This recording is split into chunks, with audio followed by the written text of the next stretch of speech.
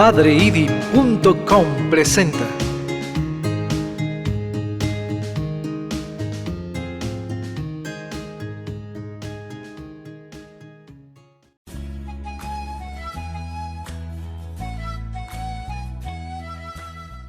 Carta del Santo Padre Francisco a los sacerdotes. A mis hermanos presbíteros.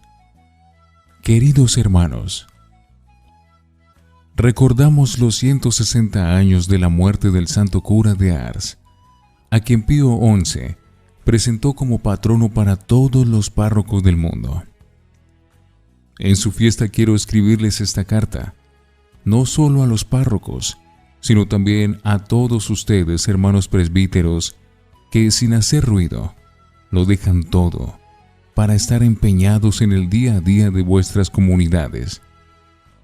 A ustedes que, como el cura de Ars, trabajan en la trinchera, llevan sobre sus espaldas el peso del día y del calor, y, expuestos a un sinfín de situaciones, dan la cara, cotidianamente, y sin darse tanta importancia, a fin de que el pueblo de Dios esté cuidado y acompañado. Me dirijo a cada uno de ustedes que tantas veces, de manera desapercibida y sacrificada, en el cansancio o la fatiga, la enfermedad o la desolación, asumen la misión como servicio a Dios y a su gente, e incluso con todas las dificultades del camino, escriben las páginas más hermosas de la vida sacerdotal. Hace un tiempo manifestaba a los obispos italianos la preocupación de que, en no pocas regiones, nuestros sacerdotes se sienten ridiculizados y culpabilizados por crímenes que no cometieron, y les decía que ellos necesitan encontrar en su obispo la figura del hermano mayor y el padre que los aliente en estos tiempos difíciles, los estimule y sostenga en el camino.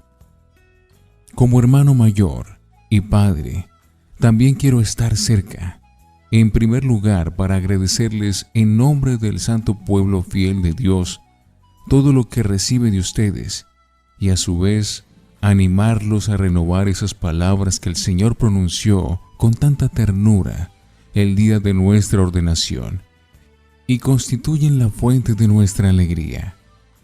Ya no los llamo siervos, yo los llamo amigos. Juan 15:15. Dolor. He visto la aflicción de mi pueblo. En estos últimos tiempos hemos podido oír con mayor claridad el grito, tantas veces silencioso y silenciado, de hermanos nuestros, víctimas de abuso de poder, conciencia y sexual por parte de ministros ordenados. Sin lugar a dudas es un tiempo de sufrimiento en la vida de las víctimas que padecieron las diferentes formas de abusos, también para sus familias y para todo el pueblo de Dios.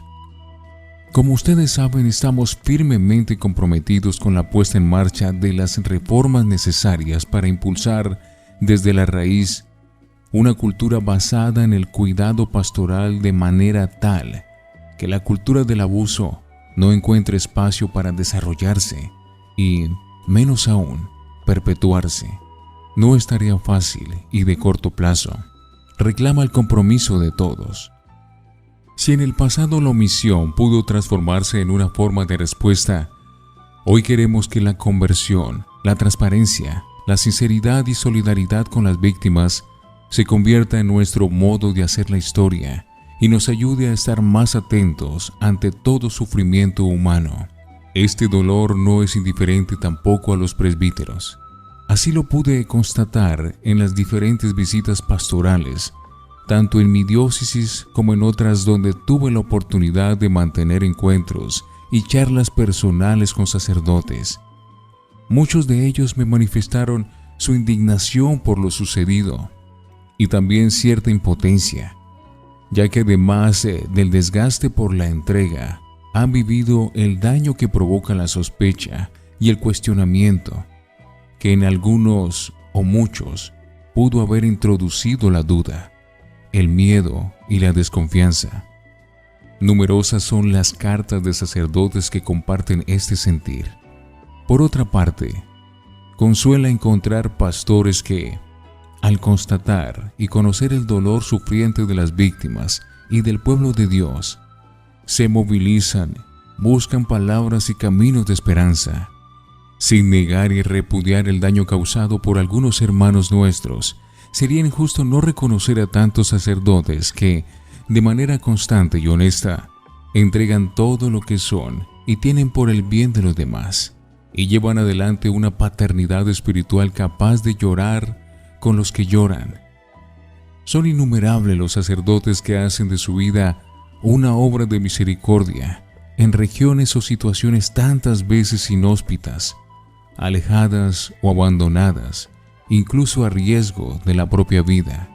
Reconozco y agradezco vuestro valiente y constante ejemplo que, en momentos de turbulencia, vergüenza y dolor, nos manifiesta que ustedes siguen jugándose con alegría por el Evangelio. Estoy convencido de que, en la medida en que seamos fieles a la voluntad de Dios, los tiempos de purificación eclesial que vivimos nos harán más alegres y sencillos y serán, en un futuro no lejano, muy fecundos. No nos desanimemos. El Señor está purificando a su esposa y nos está convirtiendo a todos así. Nos permite experimentar la prueba para que entendamos que sin Él somos polvo. Nos está salvando de la hipocresía y de la espiritualidad de las apariencias.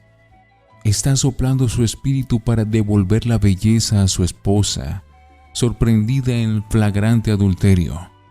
Nos hará bien leer hoy el capítulo 16 de Ezequiel. Esa es la historia de la iglesia. Esa es mi historia. Puede decir algo de nosotros. Y, al final, a través de tu vergüenza, seguirás siendo un pastor. Nuestro humilde arrepentimiento, que permanece en silencio, en lágrimas, ante la monstruosidad del pecado y la insondable grandeza del perdón de Dios, es el comienzo renovado de nuestra santidad.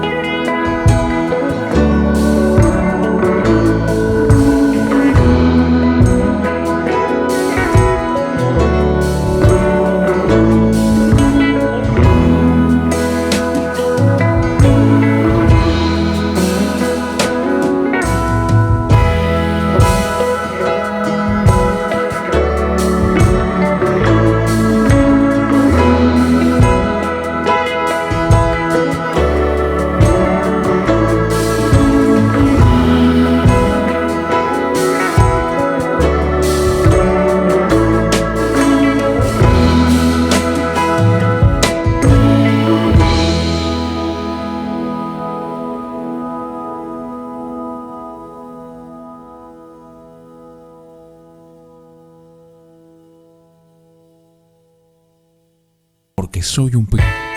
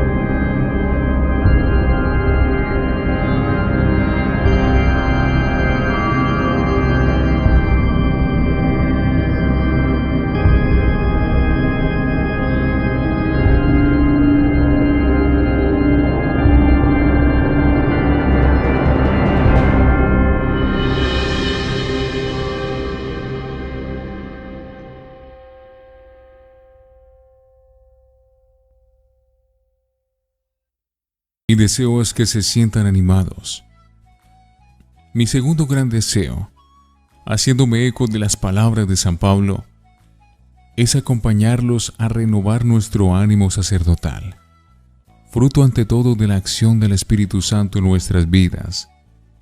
Frente a experiencias dolorosas, todos tenemos necesidad de consuelo y de ánimo. La misión a la que fuimos llamados no entraña ser inmunes al sufrimiento, al dolor e inclusive a la incomprensión. Al contrario, nos pide mirarlos de frente y asumirlos para dejar que el Señor los transforme y nos configure más a Él. En el fondo, la falta de un reconocimiento sincero, dolorido y orante de nuestros límites es lo que impide a la gracia actuar mejor en nosotros, ya que no le deja espacio para provocar ese bien posible que se integra en un camino sincero y real de crecimiento. Un buen test para conocer cómo está nuestro corazón de pastor es preguntarnos cómo enfrentamos el dolor. Muchas veces se puede actuar como el levita o el sacerdote de la parábola que dan un rodeo e ignoran al hombre caído. Otros se acercan mal, lo intelectualizan, refugiándose en lugares comunes. La vida es así. No se puede hacer nada, dando lugar al fatalismo y la desazón. O se acercan con una mirada de preferencias selectivas, que lo único que genera es aislamiento y exclusión. Como el profeta Jonás, siempre llevamos latente la tentación de huir a un lugar seguro, que puede tener muchos nombres: individualismo, espiritualismo, encerramiento en pequeños mundos, los cuales, lejos de hacer que nuestras entrañas se conmuevan, terminan apartándonos de las heridas propias, de las de los demás y, por tanto, de las llagas de Jesús. En esta misma línea quisiera señalar otra actitud sutil y peligrosa que, como le gusta decir a Bernanos, es el más preciado de los elixires del demonio y la más nociva para quienes queremos servir al Señor, porque siembra desaliento, orfandad y conduce a la desesperación. Desilusionados con la realidad, con la iglesia o con nosotros mismos, podemos vivir la tentación de apegarnos a una tristeza dulzona que los padres de Oriente llamaban asedia. El cardenal Thomas Spidlick decía: si nos asalta la tristeza por cómo es la vida, por la compañía de los otros, porque estamos solos, entonces es porque tenemos una falta de fe en la providencia de Dios y en su obra. La tristeza paraliza el ánimo de continuar con el trabajo, con la oración. Nos hace antipáticos para los que viven junto a nosotros. Los monjes, que dedican una larga descripción a este vicio, lo llaman el peor enemigo de la vida espiritual. Conocemos esa tristeza que lleva el acostumbramiento y conduce paulatinamente a la naturalización del mal y a la injusticia con el tenue susurrar del siempre se hizo así. Tristeza que vuelve estéril todo intento de transformación y conversión, propagando el resentimiento y animosidad. Esa no es la opción de una vida digna y plena. Ese no es el deseo de Dios para nosotros. Esa no es la vida en el Espíritu que brota del corazón de Cristo resucitado y para la que fuimos llamados. Hermanos, cuando esa tristeza dulzona amenace con adueñarse de nuestra vida o de nuestra comunidad, sin asustarnos ni preocuparnos, pero con determinación, pidamos y hagamos pedir al Espíritu que venga a despertarnos, a pegarnos un sacudón en nuestra modorra, a liberarnos de la inercia.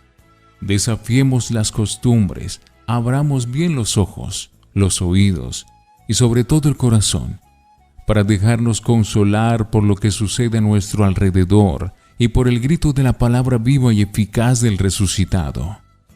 Permítanme repetirlo: Todos necesitamos del consuelo y la fortaleza de Dios y de los hermanos en los tiempos difíciles. A todos nos sirven aquellas sentidas palabras de San Pablo a sus comunidades.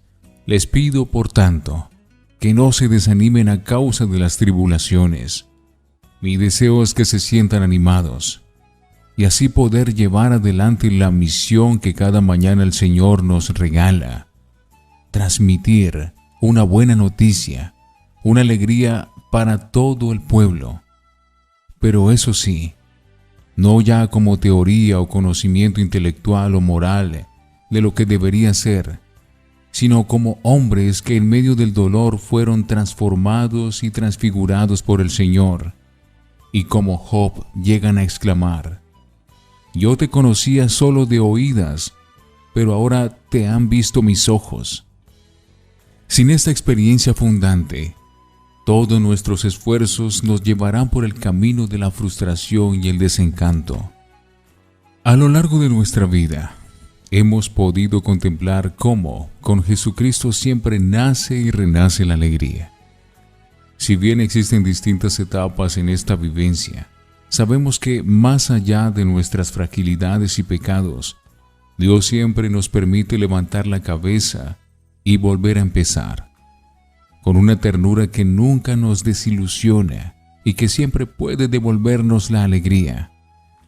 Esa alegría no nace de nuestros esfuerzos voluntarios o intelectualistas, sino de la confianza de saber que siguen actuantes las palabras de Jesús a Pedro: en el momento que seas zarandeado, no te olvides que yo mismo he rogado por ti, para que no te falte la fe.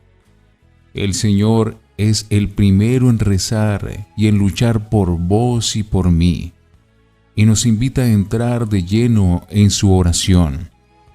Inclusive pueden llegar momentos en los que tengamos que sumergirnos en la oración de Getsemaní, la más humana y la más dramática de las plegarias de Jesús.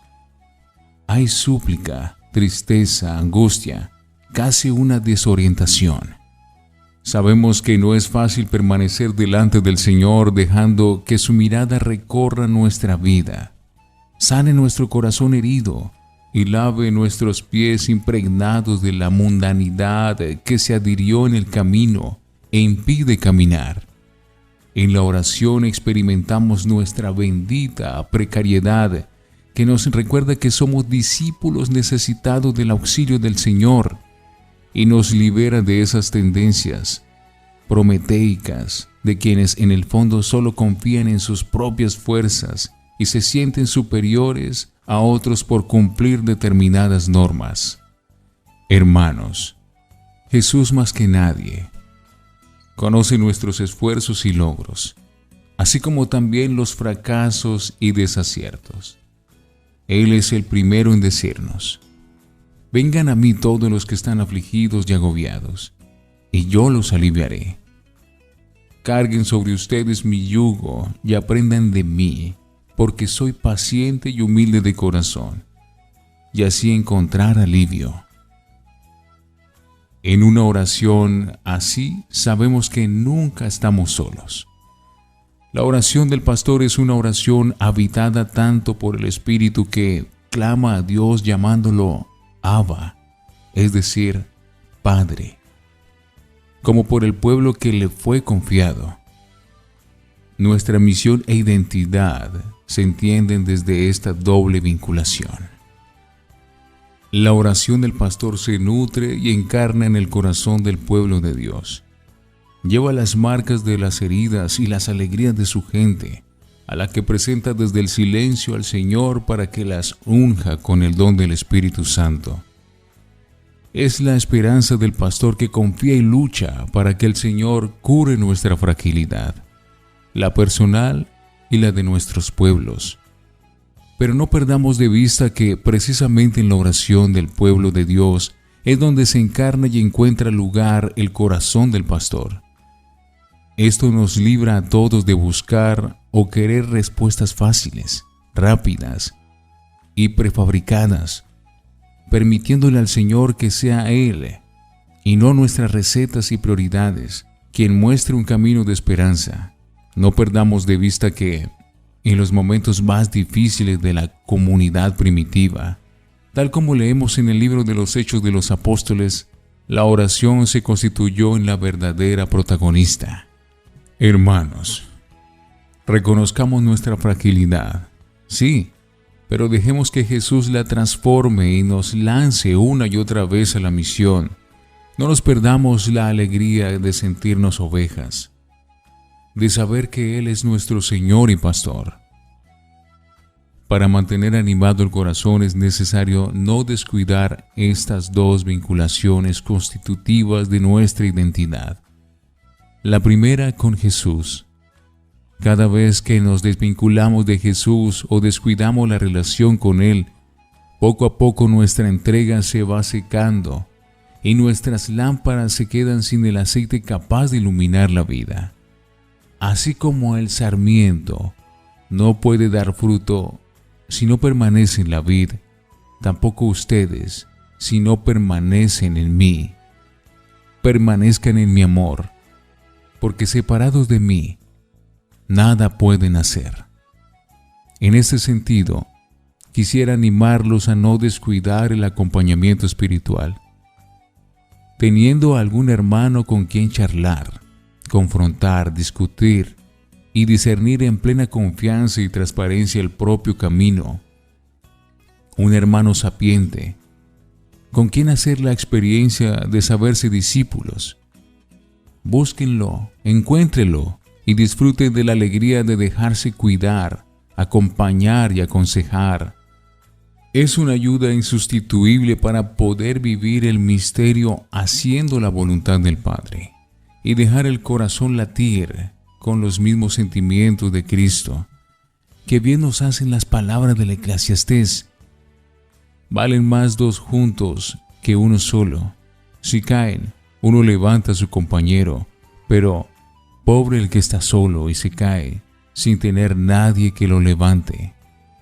La otra vinculación constitutiva: acrecienten y alimenten el vínculo con vuestro pueblo. No se aíslen de su gente y de los presbíteros o comunidades, menos aún se enclaustren en grupos cerrados y elitistas. Esto en el fondo asfixia y envenena el alma. Un ministro animado es un ministro siempre en salida, y estar en salida nos lleva a caminar a veces delante, a veces en medio y a veces detrás. Delante para guiar a la comunidad, en medio para mejor comprenderla, alentarla y sostenerla, detrás para mantenerla unida y que nadie se quede demasiado atrás. Y también por otra razón, porque el pueblo tiene olfato. Tiene olfato en encontrar nuevas sendas para el camino. Tiene el sensus fidei. ¿Hay algo más bello? Jesús mismo es el modelo de esta opción evangelizadora que nos introduce en el corazón del pueblo. Qué bien nos hace mirarlo cercano a todos. La entrega de Jesús en la cruz no es más que la culminación de este estilo evangelizador que marcó toda su existencia. Hermanos, el dolor de tantas víctimas, el dolor del pueblo de Dios, así como el nuestro propio, no puede ser en vano. Es Jesús mismo quien carga todo ese peso en su cruz y nos invita a renovar nuestra misión para estar cerca de los que sufren, para estar sin vergüenzas, cerca de las miserias humanas y, ¿por qué no?, vivirlas como propias para hacerlas Eucaristía. Nuestro tiempo, marcado por viejas y nuevas heridas, necesita que seamos artesanos de relación y de comunión, abiertos, confiados y expectantes de la novedad que el reino de Dios quiere suscitar hoy. Un reino de pecadores perdonados, invitados a testimoniar la siempre viva y actuante compasión del Señor, porque eterna es su misericordia. Alabanza. Proclama mi alma la grandeza del Señor. Es imposible hablar de gratitud y ánimo sin contemplar a María. Ella, mujer de corazón traspasado, nos enseña la alabanza capaz de abrir la mirada al futuro y devolver la esperanza al presente. Toda su vida quedó condensada en su canto de alabanza, que también somos invitados a entonar como promesa de plenitud.